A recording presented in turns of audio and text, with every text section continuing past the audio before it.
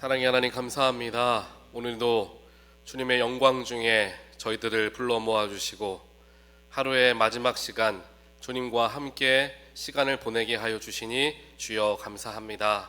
지난 월요일과 화요일 또 오늘 하루 동안 주님을 기억하고 살아가고 싶었지만 삶의 여러 가지 복잡한 일들로 인하여서 혹은 내 욕심과 정욕 때문에 주님을 기억하기보다는 나를 더 생각하고 나를 더 높이려 애쓰는 삶을 살지는 않았나 우리의 삶을 되돌아봅니다. 한 주의 중간에 이 시간을 귀하게 여기며 주님 앞으로 발걸음을 옮긴 주님의 백성들을 주님께서 친히 기억하여 주시고 그들이 주님 안에 거하며 살아가고자 애쓰고 정결해지고자 거룩해지고자 마음을 다하는 그들의 중심을 주님께서 받아주시어서 이 자리에 나와 함께 예배하는 모든 하나님의 백성들의 삶의 어려운 문제들과 또한 그들이 가진 여러 가지 기도의 제목들이 응답되어지는 놀라운 축복이 임하게 하여 주시옵소서. 그래서 우리 모두가 하나님의 살아계심을 경험하게 하시고 살아계신 그의 이름을 높이 찬양하는 삶이 되게 하여 주시어서 우리가 예수 그리스도의 진정한 증인으로서의 삶을 살아가도록 성령께서 이 시간 우리들의 삶 가운데 우리들의 영혼 가운데 함께하여 주시옵소서. 오늘 이 시간 주어진 말씀 하나님 대합니다. 말씀을 볼 때에 말씀을 들을 때에 나에게 허락하여 주신 하나님 말씀으로 듣고 말씀을 묵상하며 삶의 변화를 가져오는 귀한 저녁 시간 되게 하여 주시옵소서. 예수 그리스도 이름으로 간절히 기도합니다. 아멘. 오늘부터 이제 수요일 날에는요 예배 전에 그러니까 말씀 전에요 영상 하나를 짧게 이제 보려고 합니다. 이 영상은 주로 어떤 영상이 될 거냐 하면 요즘에 한국에 있는 여러 가지 교회들 중에서 다들 이제 어려운 상황 속에 점점점 젊은 세대들을 잃어가는 그러한 시대를 살아가는데 그 중에서 새로운 방법을 통하여서 혹은 새로운 도전을 통하여서 새롭게 부흥하는 교회들을 한번 살펴보려고 해요. 물론 한국에 있는 교회와 지금 미국에 있는 한인교회를 그대로 1대1로 대입할 수는 없겠지만 이 목적은 우리가 이렇게 합시다 라기보다는 이러한 길들도 있겠구나 라는 또 도전을 받기 위한 시간으로서 우리가 조금 영상들을 이제 쭉 보려고 합니다. 그래서 오늘 이제 한 교회를 여러분들께 소개해 드릴 거예요. 한번 영상을 보시면서 한번 생각해 보는 시간을 갖기를 원합니다. 우리 영상 보겠습니다. 한 달이면 평균 1000개 이상의 라면을 끓여 아이들에게 제공하는 교회가 있습니다. 바로 당진 동일교회인데요. 이 교회에는 아이들을 위한 특별한 공간이 있습니다. 이름하여 라면방 놀다 가소. 말 그대로 놀다가 라면 먹고 가는 곳.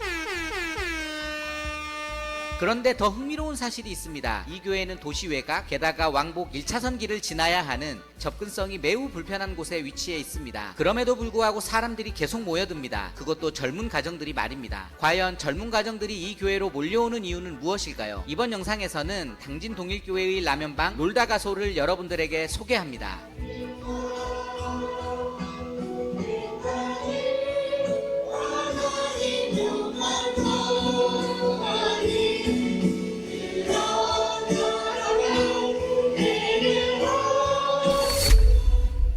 저는 당진 동일교회 김세은 간사라고 합니다. 그 맡고 계신 역할이 뭐예요? 기획이라고 해야 될까요? 기획.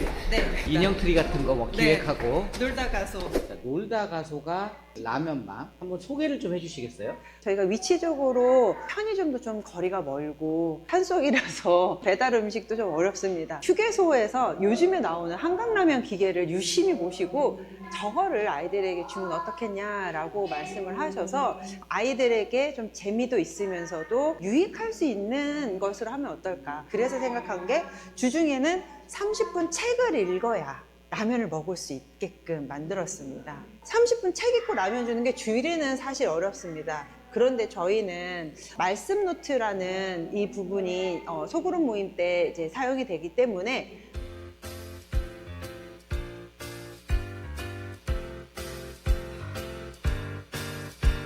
말씀 노트를 잘 쓴 아이들이 라면을 저희가 제공하는 그 운영 방식으로 진행을 하고 있습니다. 놀다 가서는 먼저 말씀 노트를 주고 나서 손바닥에다가 도장을 찍고 그 다음에 라면을 고르면 돼요. 놀다 가서 해서 라면 먹을 거야? 네, 먹을 거예요. 어떤 라면 먹을 거야? 다 좋지만 하나밖에 못 먹기 때문에 참깨라면을 먹겠습니다. 나한테 양보해 줄 수 있어? 그건 안 될 것 같고요. 야. 한강라면 한 번에 8개를 끓일 수 있네요. 네, 8그릇이 바로 나오고요. 라면 종류 왜 이렇게 많나요? 여기 오면은 우리 집에는 저런 라면이 없었는데 한 번도 안 먹어봤는데, 그러니까 이 앞에서 라면을 고를 때 정말 아이들의 눈빛을 보면 여기에서 도파민이 터지는 게 눈으로 보여요. 그래서 본인들이 옆에서 야야야 너 오늘 무슨 라면 먹을 거야? 컵라면과 봉지라면이 달라요. 컵라면에 있는 게 봉지라면이 없는 것도 있어서 컵라면도 종류가 많네요. 네, 굉장히 많더라고요. 또 주일 같은 경우에는 제가 매주 카운팅을 해보니까 11시부터 12시가 가장 바빠요. 근데 그 시간 동안에 200그릇 정도가 나가더라고요. 네, 뭐 전체 영상이 따로 한 달이면 있는데 평균 1000개. 네, 요걸로 이렇게 좀 추려봤고요. 저는 이 영상 보면서 좀 많이 생각을 해봤어요. 뭐 그렇게 어렵지는 않을 수 있겠구나 이런 생각 해봤고요. 저기 영상에 소개했던 것처럼 굉장히 시골 산 속에 있는 교회인데도 어린아이들이 엄청 많죠. 게다가 말씀을 아주 노트를 열심히 적어가면서 라면을 내가 먹겠노라 라는 마음으로 열심히 말씀 노트를 쓰는 아이들을 보면서 어렸을 때 그렇게 열심히 했던 게 다 어른이 될 때까지 기억에 남잖아요. 그래서 꼭 라면을 먹인다라기보다는 말씀을 먹이는 사역을 하는 이 교회를 좀 눈여겨보게 되었고, 또 우리 교회는 이런 방면으로 어떻게 접근할 수 있을까라는 고민들을 한번 많이 해보게 되었던 것 같아요. 또 미국도 마찬가지지만요, 한국도 사역자를 찾는 게 교회들이 다 쉽지가 않습니다. 특별하게 시골 교회들은 사역자 찾는 게 더욱 어렵죠. 그래서 오늘 영상에서 보는 그분도 뭐 전도사님, 목사님이 아니라 간사예요. 평신도들 중에서 이렇게 사역하는 간사들이 있는 거죠, 교회 안에서. 그래서 요즘에는 많은 교회들이 좀 뭐가 오네요. 네. 네, 전화기를 이제 정리하시고 제 것도 그러네요. 네. 그래서 이제 많은 교회들이 평신도 사역자들을 세우는 추세에 있습니다. 목회자들이 많이 부족하니까요. 그래서 여러 이런 영상들을 저는 이런 영상들 많이 찾아보고 책도 많이 보거든요. 이런 책을 보면은 가끔씩 이제 가슴이 뛰죠. 우리 교회는 어떻게 할 수 있을까? 우리 목회는 어떻게 적용할 수 있을까? 라는 생각이 드는데, 제가 이 영상을 보면서 나 혼자 이 영상 보면서 가슴 설레요 하지 말고 우리 성도님들과 좀 나누면 좋겠다. 그러면 성도님들 중에서도 마음이 오는 분들이 계시겠지라는 생각을 좀 하게 됐어요. 그래서 수요일마다 좀 설교랑은 상관이 없을지 모르겠지만 이런 식으로 조금 새롭게 목회를, 예배를, 또 교회를 접근하는 여러 가지 교회들을 우리가 한번 살펴보는 시간들을 가지려고 합니다. 그래서 여러분들도 좀 관심도 가져가보면서 우리 교회가 어떻게 변화하면서 다음 세대들을 품을 수 있을까. 만약에 이 라면 기계가 우리 교회 어딘가에 설치가 된다면 이제 EM들, 요즘에 미국에서 한국 라면 굉장히 인기잖아요. 여러 가지 우리가 할 수 있는 길들이 열릴 수 있는 방법들이 있지 않을까라는 생각을 해봐서 여러분들과 함께 오늘은 이 당진에 있는 교회를 함께 나누게 되었습니다. 다음 주에는 또 다른 교회를 나누도록 할게요. 자, 오늘 주신 말씀 함께 보겠습니다. 골로새서 3장 12절부터 17절까지 말씀인데요. 우리 다 같이 한 목소리로 읽겠습니다. 12절부터 17절까지입니다. 그러므로 너희는 하나님이 택하사 거룩하고 사랑받는 자처럼 긍휼과 자비와 겸손과 온유와 오래 참음을 옷 입고, 누가 누구에게 불만이 있거든 서로 용납하여 피차 용서하되 주께서 너희를 용서하신 것 같이 너희도 그리하고, 이 모든 것 위에 사랑을 더하라. 이는 온전하게 매는 띠니라. 그리스도의 평강이 너희 마음을 주장하게 하라. 너희는 평강을 위하여 한 몸으로 부르심을 받았나니 너희는 또한 감사하는 자가 되라.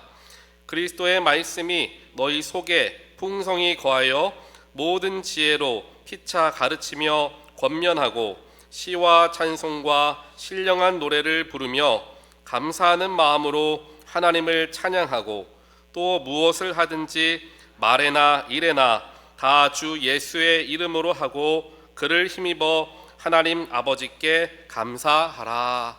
아멘. 오늘은 골로새서 3장 말씀 우리가 지난주에 이어서 이제 쭉 보게 됩니다. 말씀은 17절까지 읽었지만 전체 오늘 설교에서는 3장 마지막 25절까지가 이제 커버가 되게 될 거예요. 오늘 말씀의 제목은 무슨 일을 하든지 주께 하듯 하라라는 말씀의 제목입니다. 자, 무슨 일을 하든지 마음을 다하여 주께 하듯 하고 사람에게 하듯 하지 말라. 이게 제가 처음 목회의 길에 들어서면서 항상 마음에 유념하려고 마음에 새겨두었던 말씀 구절이에요. 골로새 3장 23절이요. 오늘 본문은 아니지만 이 뒤에 나와 있는 말씀입니다. 무슨 일을 하든지 마음을 다하되 주께 하듯 하라라는 겁니다. 사람에게 하듯 하지 말라라는 거예요. 교회 안에서만 주께 하듯 하지 말고 사회에서나 직장에서나 가정에서나 내가 있는 그 자리에서 모든 일을 주께 하듯 하라라는 것입니다. 내가 이 사람을 아는 사람이든 모르는 사람이든 상관없이 주님께 하듯 한다라고 한다면 누군가가 실수했을 때 차갑게 그 사람을 비판하기보다는 주님이 실수하셨다라고 생각하면 주님 제가 치우겠습니다 라고 생각하며 대신 그 일들을 감당할 거예요. 그렇게 특별하게 이것은 하나님의 일, 저것은 세상의 일로 나누어서 삶을 살아갈 것이 아니라 어떤 자리에서나 어떤 상황 속에서나 주님을 대하듯이 모든 일을 대하기 시작한다면 나의 삶이 분명히 변화될 것이다. 그 이야기를 사도 바울이 이야기를 합니다. 그리고 우리 그리스도인들에게 가장 필요한 이런 영적 덕목이 되는 겁니다. 요즘 이 시대가 교회들이 많이 손가락질 당하는 이유들이 바로 여기에 있지 않을까라는 생각을 해봐요. 교회 안에서는 사랑 넘치고 예수님 잘 믿고 기도 열심히 하고 찬양하고 하는 선교도 열심히 하고 그러한 사람들인데 교회 밖에만 나가면은 똑같이 살아가는 모습들 속에서 실망을 하거나 혹은 세상 사람들보다 더 모질게 사람을 대하는 일들로 인하여서 오히려 기독교인들이 겉과 속이 다르다라는 이유로 비판을 받는 이유가 여기에 있고 그러한 시대를 우리는 살아가고 있다라는 거예요.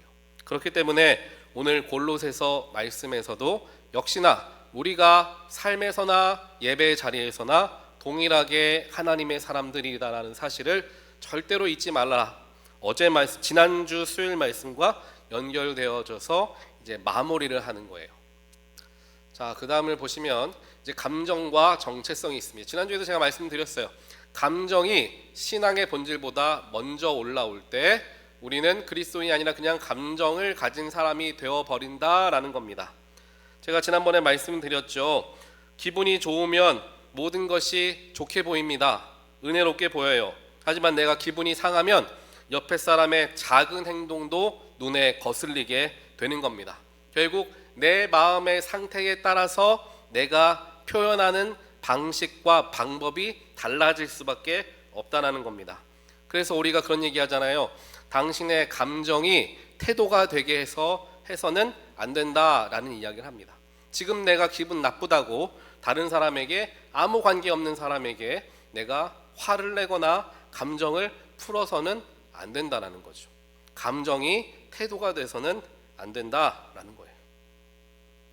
그렇게 되기 위해서는 때때로 내 스스로를 제3자의 시선으로서 나를 바라보는 기회들을 가져야 합니다. 내가 바라보는 세상이 있지만 내가 한 발짝 더 뒤로 물러서서 나라는 사람은 누구인가? 지금 나는 왜 이런 감정을 갖고 있는가? 나는 왜 기분이 나쁠까?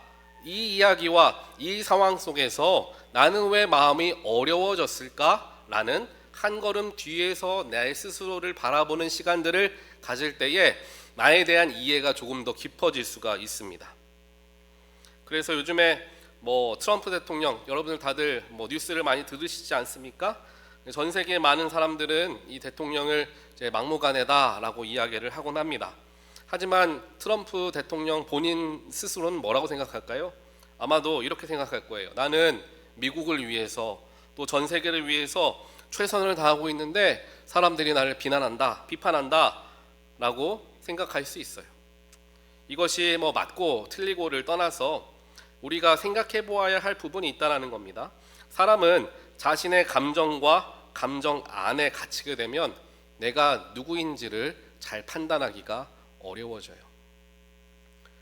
그래서 제가 항상 유념하는 게 있어요. 제 스스로 기준을 삼아 놓은 게 있는데 그게 뭐냐면 한 사람 혹은 두 사람이 나를 똑같은 주제로 나를 비판하거나 나에 대해서 잘못을 지적했을 때에는 뭐 한 명 정도까지는 내가 혹시 그 사람이 오해했을 수도 있잖아요. 나는 그런 게 아닌데. 그런데 2명 이상, 3명씩 똑같은 나의 어떠한 부분을 같은 관점으로 나에게 이야기하고 있다면 지금 내가 틀린 거다. 내가 잘못하고 있는 거다. 라는 좀 그 기준을 제 스스로가 갖고 있습니다. 그렇기 때문에 우리가 내 스스로를 바라볼 수 있는, 내 스스로를 판단할 수 있는 눈을 좀 열어놓아야 할 필요가 있다는 거예요. 기독교인들이 더욱더 그렇습니다. 믿음이라는 것은 특별하게 우리의 감정과 같이 연결되어져 있는 것이기 때문에 이 믿음을 타협하는 것이 굉장히 어려워요. 믿음을 타협한다는 것은 믿음 없는 것에 마음을 열어라 라는 것을 말씀드리는 게 아니라 내가 가진 믿음이라는 그 견고한 성 중에 성이 잘못된 부분이 있다, 혹은 벽돌이 잘못 끼워진 부분이 있다라는 것을 누군가에게 지적당했을 때에 그것을 받아들이고 보수하기보다는 그렇지 않다라고 반격하는 경우들이 많은 게 이 신앙인들에게서 나타나는 어느 정도의 특징이 되어질 수 있다는 거예요. 왜냐하면 믿음이 감정하고 연결되어져 있기 때문이죠. 그래서 사도 바울은 오늘 3가지 이야기를 하면서 골로새 교회와 저와 여러분들에게 질문을 던집니다. 우리가 1대1로 사람을 대할 때 첫 번째, 두 번째로는 공동체 안에서 사람들을 대할 때, 여러 명을 대할 때 그게 두 번째고요. 마지막으로는 일터와 가정에서, 즉 교회가 아닌 일터와 가정에서 사람을 대할 때 우리는 죽게 하듯 하며 살고 있는가라는 질문을 던지는 거예요. 자, 첫 번째를 보게 되면 사람을 대할 때 긍휼과 용서를 입으십시오. 3장 12절부터 14절에서 이야기를 합니다. 글씨가 조금 작은데 위에는 성경 구절이에요. 12절 말씀 보면은 긍휼과 자비와 겸손과 온유와 오래 참음으로 옷을 입어라 라고 해요. 옷을 입으라 라는 표현들이 성경에는 자주 기록이 되어 있습니다. 하나님께서 에덴 동산에서 범죄하였던 아담과 이브에게, 하와에게 옷을 지어 주어서 입히셨다라는 것 다들 기억하실 거예요. 이와 같이 옷을 입히다라는 것이 영적인 의미를 많이 담고 있습니다. 그래서 옷을 입는다라는 것은 내 더러운 맨몸 혹은 연약한 맨몸을 무언가로 가리는 행위를 이야기를 하죠. 그리고 가림을 통하여서 약한 부분을 보호하거나 혹은 더러워져 보이는 것들을 깨끗하게 하기 위한 도구로서 우리가 옷을 입거나 이런 일들을 하는 거나 마찬가지라는 거예요. 여기도 마찬가지입니다. 즉 사도 바울도 같이 이야기하죠. 긍휼과 자비와 겸손과 온유와 오래 참음은 입어야 한다는 거야. 우리가 옷처럼 입어야 한다는 거죠. 옷은 우리가 어떻게 입습니까? 여러분들 아침에 오늘 수요 예배 나오시면서 어떻게 옷을 입으셨습니까? 그냥 바닥에 널려있는 옷을 집어서 입고 오셨습니까? 아마 아닐 거예요. 주일에 교회 나오실 때 어떻게 옷을 입으십니까? 그 전날에 내가 무슨 옷을 입어야 되겠다, 옷을 빼놓거나 아침에 일어나서 무슨 옷을 입을지 이 옷 저 옷 한번 생각하다가 옷을 입고 나오실 거예요. 즉 옷을 입는다라는 것은 내가 선택해야 하는 거예요. 내가 선택해야 한다는 거죠.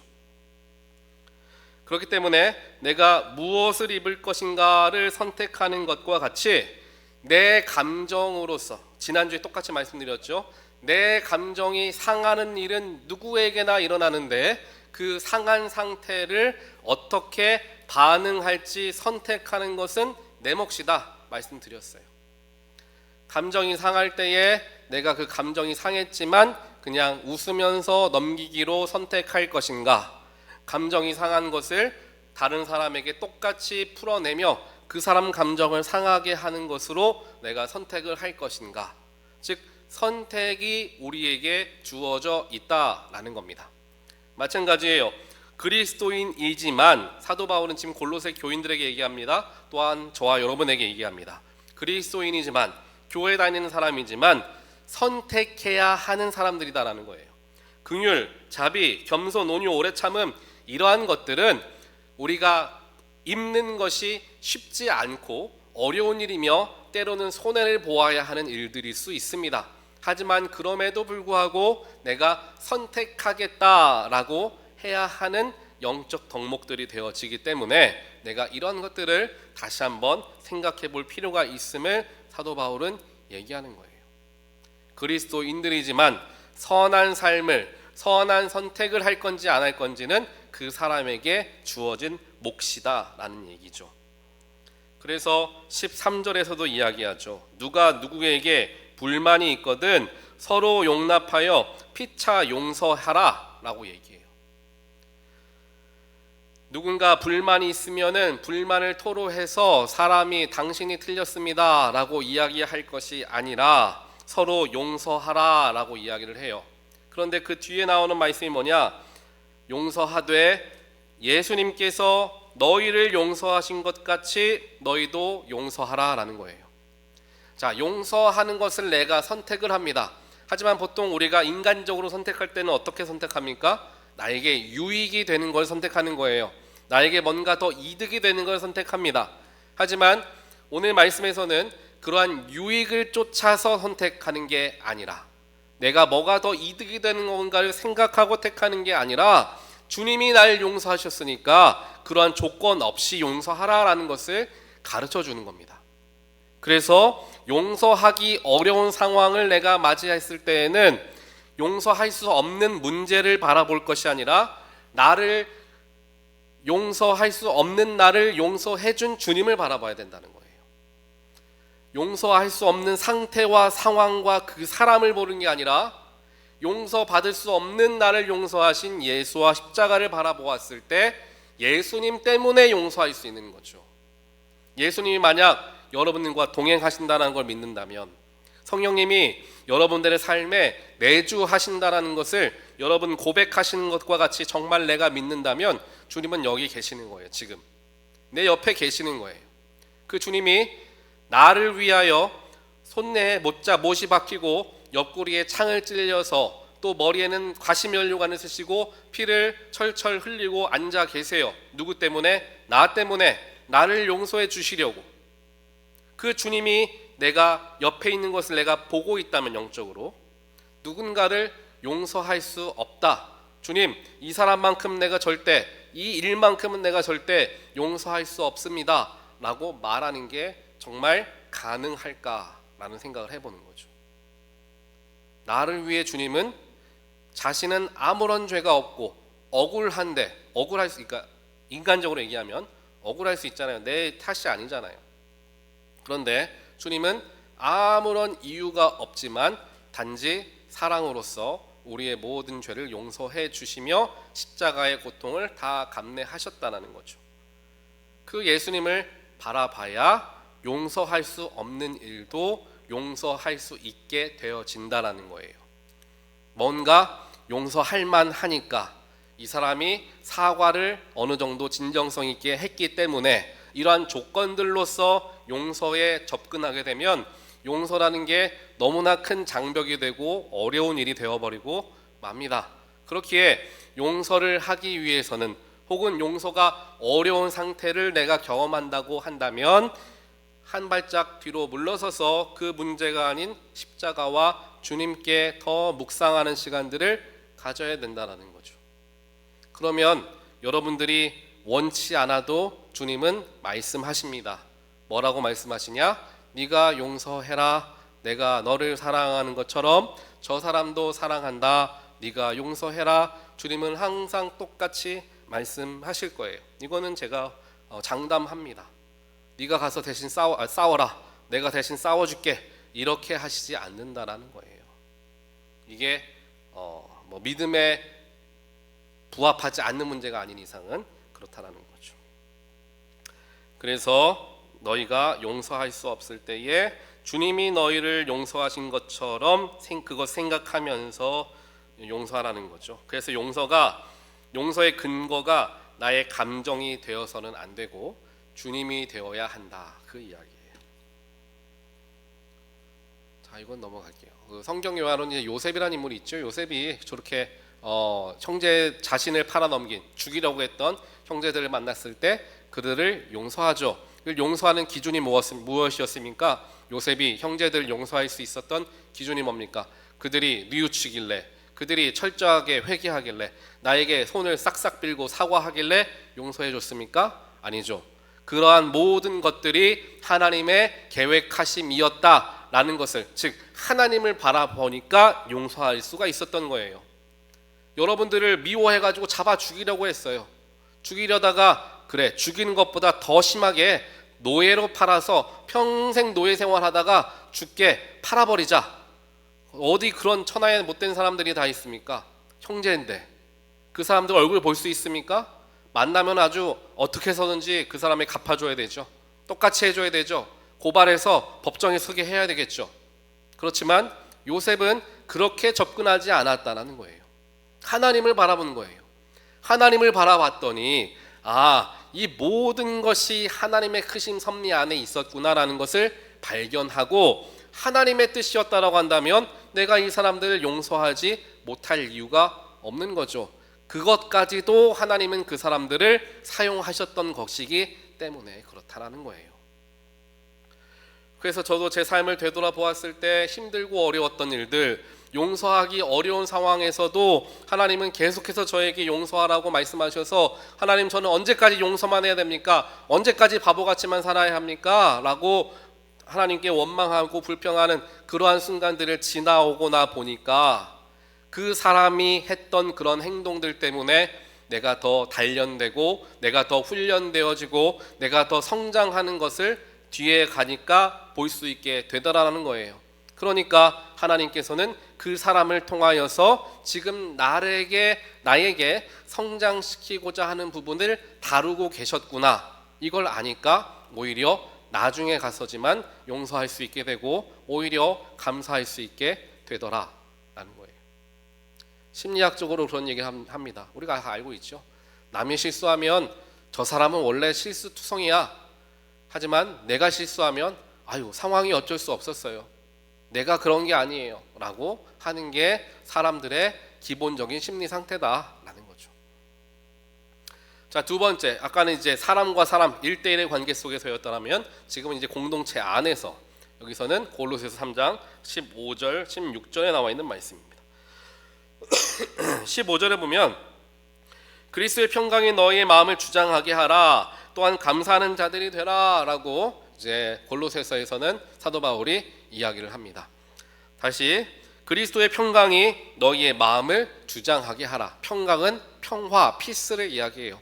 주님의 평화가 너희들의 마음을 주장하게 하라라는 거죠. 주장하게 하라, 마치 심판관이 재판에서 최종 결정을 내리듯이 주장하게 하십시오라는 거예요. 우리에게 명령하는 것처럼 말씀을 선포해 주시는 거죠. 즉 어떠한 상황 속에서 내 마음을 힘들게 하는 어떠한 문제 속에서 그 문제가 나를 주장하게 만들지 말라는 겁니다. 그 문제에 내 마음을 빼앗기지 말라는 거예요. 그 문제는 문제고 나는 예수로 인하여서 구원받은 평화를 입은 사람들이잖아요. 그 정체성을 그 상황 때문에 잃어버리지 말라는 거죠. 나는 이미 주님 주신 평화와 사랑과 가득한 감사가 채워져 있는 사람이에요. 주님이 나를 사랑하시지, 주님이 나에게 구원해 주셨지, 주님이 나에게 복음과 십자가를 허락하여 주셨지, 나는 평안하고 나는 감사하고 나는 기쁜 사람인 거예요. 그런데 상황이 그렇지 않은 것처럼 우리의 마음을 속이면서 중심을 빼앗으니까 상황이 나를 주장하게 하지 말고 주님 주신 평화가 나를 주장하게 주님께 더 마음을 쓰라라는 얘기를 반복적으로 하는 거예요. 1대1의 관계 속에서도 그렇고 공동체의 관계 속에서도 마찬가지라는 거죠. 그래서 감사와 찬양은 자연스럽게 우리에게서 흘러나오는 게 맞는데 그렇지 않게 되는 상황들을 우리가 경험한다는 거죠. 성경을 보면은 이제 바울과 실라 얘기가 나와요. 바울과 실라 이제 매를 맞고 복음을 전하다가 이제 사슬을 차고 감옥 안에 갇히게 되죠. 정말 이 당시에 바울과 실라는 감옥 가장 깊은 곳에 갇혔다 성경은 이야기합니다. 가장 깊은 곳은 흉악범들, 죄질이 제일 나쁜 사람들을 가장 깊은 곳에 가둬요. 그리고 그냥 가두지 않았습니다. 흠씬 두드려 패고 그 다음에 가두었어요. 죽기 바로 직전까지 때립니다. 그렇게 피투성이가 되어서 가장 깊은 감옥에 갇혀서 내가 뭔 잘못을 했나, 내가 누구에게 사기를 쳤나, 내가 누구의 돈을 훔쳤나, 내가 누구를 살인을 했나, 그런 것 하지 않고 하나님이 기뻐하시는 것, 예수님이 하라고 하셨던 것, 복음 전하는 일을 최선을 다했는데 나는 왜 억울하게, 내 인생은 왜 매를 맞아야 하나, 나는 왜 이렇게 감옥에 갇혀서 내일 죽을지 모르며 불안해해야 하나, 내 인생은 왜 이렇게 꼬였나 라고 불평했던 것이 아니었다라는 거예요. 왜 그럴 수 있었을까요? 바울과 실라는 자신이 갇힌 감옥이라는 상황이 그들의 마음을 주장하게 하지 않았던 거예요. 그들의 삶을 구원하시고 내가 복음 전하다가 이렇게 핍박당하며 죽는 것도 예수님이 하셨던 것에 조금이나마 동참할 수 있는 것이니 얼마나 기쁜가. 나는 이미 구원 입은 사람이기 때문에 죽어서도 천국 갈 텐데 무엇이 걱정인가. 라는 영적 정체성에 더 집중하니까 상황이 자신의 마음을 주장하지 않고 예수의 십자가와 평화가 자신들의 마음을 주장하니 그러한 상황 속에서도 기도하고 찬양하며 그 찬양 소리가 얼마나 컸는지 감옥에 갇혔던 수많은 죄수들이 저 사람들은 어떻게 두드러 맞고 저렇게 언제 죽을지 모르면서도 찬양을 하나, 하나님을 원망해도 부족할 텐데 저렇게 할 수 있나, 나도 그분을 알고 싶다, 이렇게 되는 거예요. 그래서 전도를 다 하게 되죠. 간수까지 전도하는 일이 이때 일어나지 않습니까? 상황에 흔들리게 된 게 아니에요. 누군가 뭐라 해도, 상황이 나를 힘들어도, 내 문제가, 어떤 문제가 나를 찾아와서 내 마음을 뒤흔들어도 그것 때문에 내 마음의 중심이 흔들리지 말아야지. 나는 주님께서 사랑하시는 귀한 존재인데 내가 왜 이 문제 때문에, 내가 왜 이 사람 때문에, 내가 왜 이 상황 때문에 가슴 졸여하고 화가 나 있고 분을 내면서 내 마음을 망쳐야 하나. 그 영적인 자존감과 정체성을 붙드니까 오히려 하나님 감사합니다, 이런 상황 속에서도 내 마음에 찾아오셔서 평안을 주시니 주여 감사합니다, 주님의 이름을 찬양할 수 있게 되는 거예요. 기도할 수 있고 찬양할 수 있는 상황과 상태니까 하는 게 아니라 주님이 그렇게 우리의 마음 가운데 임하시니까, 주님을 바라보니까 할 수 있게 되는 일이더라 라는 거죠. 자, 그 다음에 세 번째로 이제 일터와 가정에서 마찬가지로 죽게 하듯 하라. 이것은 이제 우리가 읽진 않았지만 18절부터 25절까지랑 연결되어지는 부분이에요. 여기 이 부분을 보면은 특별하게 우리 23절에 아까 얘기했죠. 무슨 일을 하든지 마음을 다하여 죽게 하듯 하고 사람에게 하듯 하지 말라. 이 말씀이 핵심이 됩니다. 그러면서 사도 바울은 어디를 얘기하느냐? 가정과 일터를 얘기해요. 18절부터 19절까지는 우리가 잘 아는 말씀이죠. 아내들아 남편에게 복종하라, 남편들아 아내를 사랑하라. 이 두 가지를 가정에 대해서 이야기를 하는 거예요. 그리고 마찬가지의 가정입니다. 20절과 21절. 자녀들아 부모에게 순종하라, 아비들아 자녀들을 노엽게 하지 마라. 이 이야기를 이제 하는 거예요. 그래서 이제 3장 전반부에서는 교회 공동체와 사람을 대할 때에 죽게 하듯 하는 그리스도인으로서의 삶을 살아야 한다는 걸 가르쳤다면, 그게 연결선상으로 이제 가정 안에서도 그런 삶을 살아야 한다라는 걸 가르쳐 줍니다. 예전에 그런 일들이 있지 않았습니까? 한국교회나 예전 교회에 너무 열심히 다니다 보니까 집에 소홀히 하는 사람 가정에 대한 그런 일들이 교회 안에 있었잖아요. 얼마 전에 제가 TV를 잠깐 보는데 거기에서도 가족 남편과 아내 관계 불화 때문에 있는 얘기예요. 아내가 그렇게 교회에서는 청소도 열심히 하고 봉사도 열심히 하고 사역도 열심히 하는데 집에서는 아무것도 안 해가지고 집이 너무나 더럽고 난장판이더라, 그 이야기를 해서 남편과 갈등이 있었던 이야기를 이제 하는 겁니다. 그렇게 해서는 안 된다는 거죠. 교회 안에서 내가 열심히 하는 것과 마찬가지로 가정 안에서 남편과 아내, 자녀들과 부모에 대한 그 모든 것들이 다 연결되어지기 때문에 어디에서는 그렇게 하고 어디에서는 그렇게 하지 않으면 안 된다라는 걸 얘기하는 거예요. 그런데 여러 가지 핑계가 있죠. 교회에서 내가 열심히 너무나 봉사해서 집에까지 와서 할 힘이 없습니다 라고 이야기할 수 있어요. 그러면은 교회에서 해야 하는 일을 50%만 해야 되겠죠, 나의 에너지 중에서. 왜냐하면 하나님 말씀하시기를 교회에서나 가정에서나 똑같이 사역해야 한다, 똑같은 마음을 써야 한다, 우리에게 가르쳐 주셨기 때문이죠. 그래서 이와 같이 남들에게나 마찬가지로 자녀들과 가족들에게 더욱더 잘해야 함을 가르쳐 주시면서 마찬가지로 사람이지만 사람에게 하듯 하지 말고 죽게 하듯 하라, 그것을 가르쳐 주는 거예요. 가정에서나 일터에서나 우리는 죽게 하듯 하는 삶을 살아가는 거죠.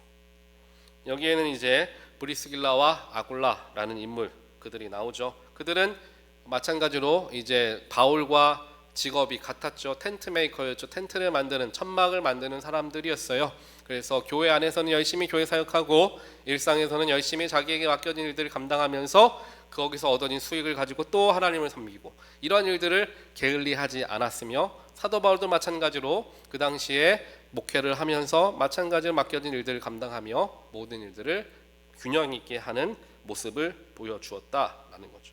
그래서 교회에서만 드려지는 게 예배가 아니라 일터에서도 예배가 일어나게 됨을 그들은 삶을 통하여서 우리에게 가르쳐주고 있다라는 거예요. 자, 오늘 말씀을 함께 보면서 우리 스스로 한번 생각하는 거예요. 나는 지금 누구 앞에서 살고 있는가? 사람을 대할 때에 이제 세 가지를 다시 한번 생각하는 거예요.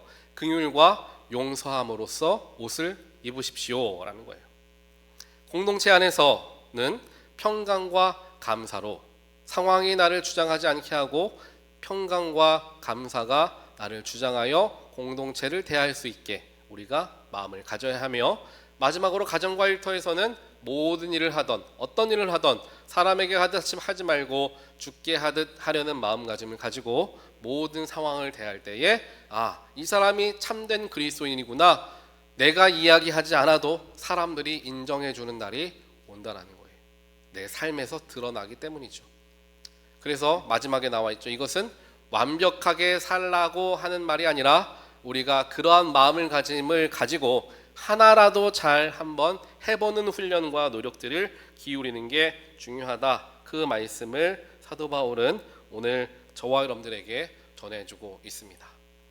그러면서 또 무엇을 하든지 말에나 일에나 다 주 예수의 이름으로 하고 그를 힘입어 하나님 아버지께 감사하라, 골로새서 3장 17절 말씀을 우리가 다시 한번 기억하며 어디에서나 하나님이 나와 함께 하신다 라는 것을 꼭 기억하게 되는 저와 여러분의 귀한 삶이 되시기를 주님의 이름으로 간절히 축원드립니다. 우리 같이 찬양 한 곡 하기를 원하는데요, 우리 가사를 기억하시면서 함께 찬양하겠습니다. 우리 따스한 성령님, 항상 우리와 함께 하시는 그 성령님을 기억하며 찬양하겠습니다.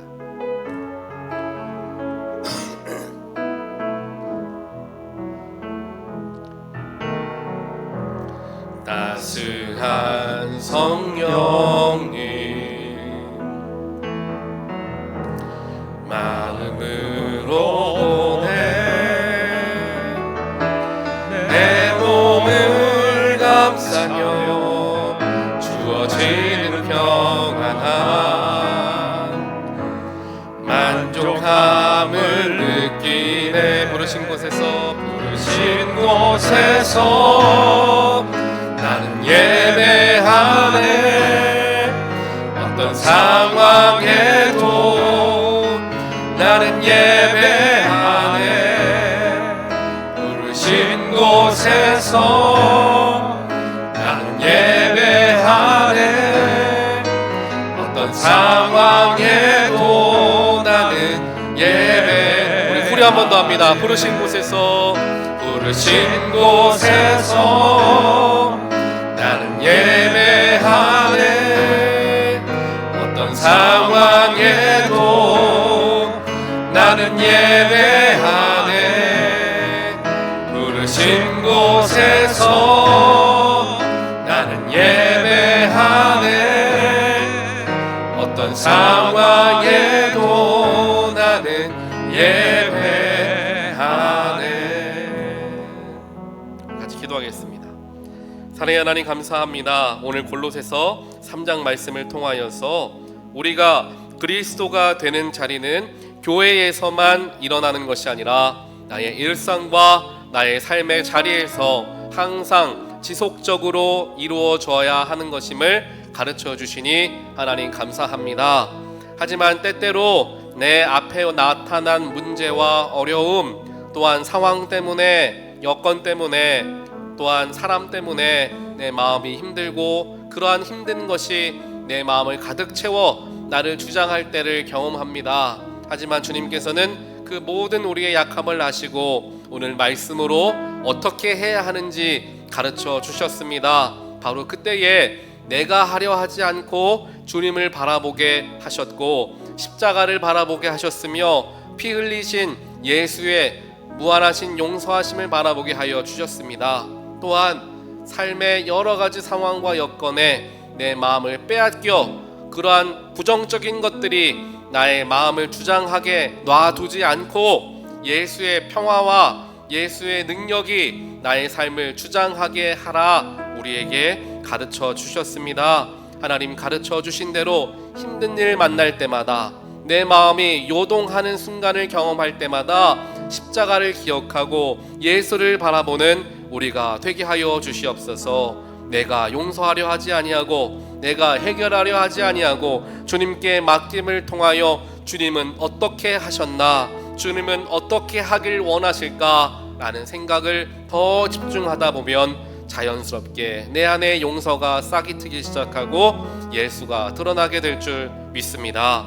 하나님께서 우리 한 사람 한 사람의 삶을 직접 찾아오시고 적극적으로 개입하여 주시어서 우리의 마음을 온전하게 주장하사 참된 그리스도인으로서 교회에서나 가정에서나 일터에서나 나를 아는 사람이든 나를 모르는 사람들 앞에서든 동일하게 예수를 드러내는 귀하고 복된 우리 모두가 되게 하여 주시옵소서. 이제는 나를 위하여 십자가의 모든 고통을 아무런 이유 없이 감내하시고 또한 모든 질고를 지신 예수 그리스도의 놀라우신 사랑하심과 천지 만물을 창조하시고 나를 창조하시며 나의 삶을 온전하게 다스리시는 하나님 아버지의 놀라우신 은혜와 지금도 내 마음의 중심에 함께 하시며 마음이 흔들릴 때마다 다시금 붙들어 주시려 애쓰시고 중보하시는 성령 하나님의 감화 감동 교통하심이 오늘 예배를 통하여 다시 한번 우리 교회는 어느 방향으로 나아가야 할 것인가 미래를 꿈꾸게 하시고 또한 골로새서 3장 말씀을 통하여 나의 마음이 힘들 때에 어떻게 대처해야 하는가 영적인 방법을 알게 하시는 성령님의 능력을 경험하고 돌아가는 하나님의 백성들 머리머리 위에 그들의 가정과 그들의 자녀와 그들의 삶의 자리와 일터 위에 지금부터 영원까지 함께 하시기를 간절히 축원하옵나이다. 아멘.